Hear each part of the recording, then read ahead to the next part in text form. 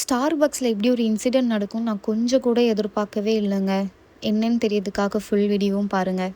Hey guys, welcome to வாழ்க்கை update. காலையில் எழுந்துச்சி குளிச்சு ரெடியாகி இன்றைக்கி ஒரு சின்ன வேலை இருந்தது வெளியில் போகிறதுக்கு.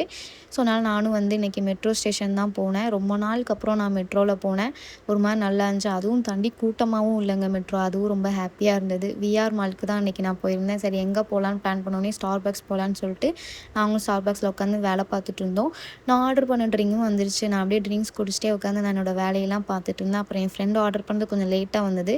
வந்தோடனே என் ஃப்ரெண்ட் ஒரு நேம் சொல்லிட்டு வந்தான். ஆனால் அவனுக்கு எழுதி கொடுத்த நேம் தப்பாக எழுதி கொடுத்துட்டாங்க. அவள் பயங்கரமான டிசப்பாயின்மெண்ட்டாக உட்காந்துட்டு இருந்தான். அதுக்கப்புறம் வேலையெல்லாம் முடிச்சுட்டு நாங்களும் வெளில பார்த்தா பயங்கரமான மழைங்க. எங்களால் ஒரு 1 நாள் நாங்கள் அங்கேயே வெயிட் பண்ணிட்டு இருந்தோம். அதுக்கப்புறம் இதுக்கு மேலே தாங்காதுடா அப்படின்னு சொல்லிட்டு நாங்கள் அங்கேருந்து கிளம்பிட்டோம். ஏன்னா நைட்டு என்னோடய ஃப்ரெண்ட்ஸை பார்க்கறதுக்காக எனக்கு இருந்துச்சு. வெளில சாப்பிட போயிருந்தோம் டின்னருக்கு.